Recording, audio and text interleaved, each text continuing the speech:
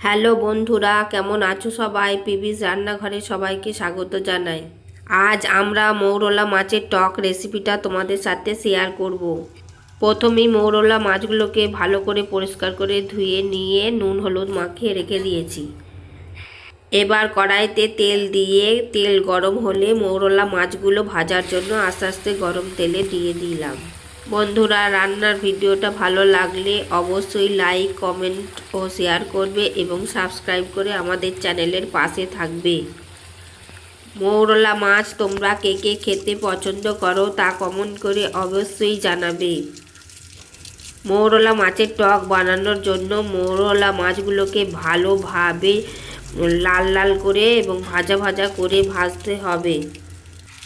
কথা বলতে বলতে আমাদের মৌরলা মাছগুলো প্রায় ভাজা হয়ে গেছে। এবার একটা পাত্রের মধ্যে ভাজা মাছগুলো তুলে নেব।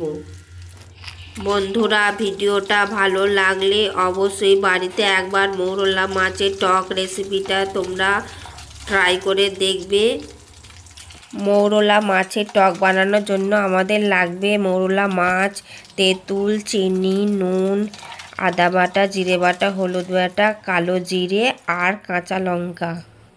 আমরা একটা বাটিতে আদা বাটা, জিরে বাটা আর হলুদ গুঁড়ো নিয়ে জল দিয়ে গুলিয়ে রেখে দিলাম। এবার কড়াইতে পরিমাণ মতো তেল দিয়ে দিলাম।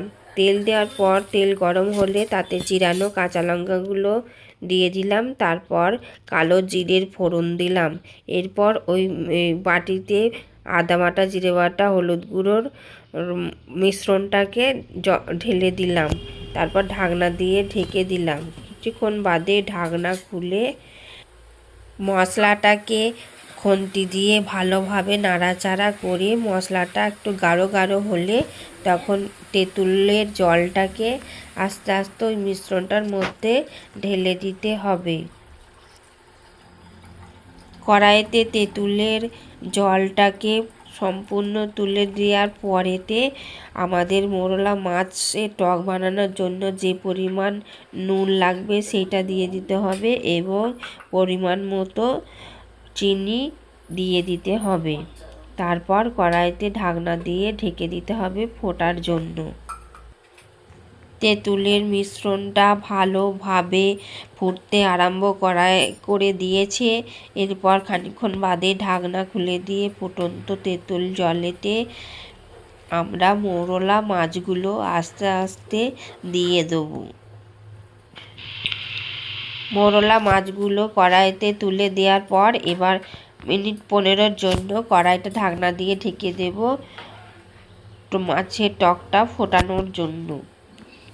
তারপর খানিকক্ষণ বাদে ঢাকনা খুলে দিলাম এবং আমাদের মাছের টক প্রায় সম্পূর্ণ রেডি হয়ে গেছে। এবার খুন্তি দিয়ে ভালোভাবে মিশ্রণটাকে নাড়াচাড়া করে নিলাম এবং একটা পাত্রে আস্তে আস্তে এবার ঢেলে নেব।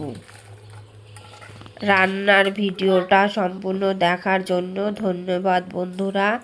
পরের দিন আবার একটা নতুন রেসিপি নিয়ে তোমাদের সামনে হাজির হব।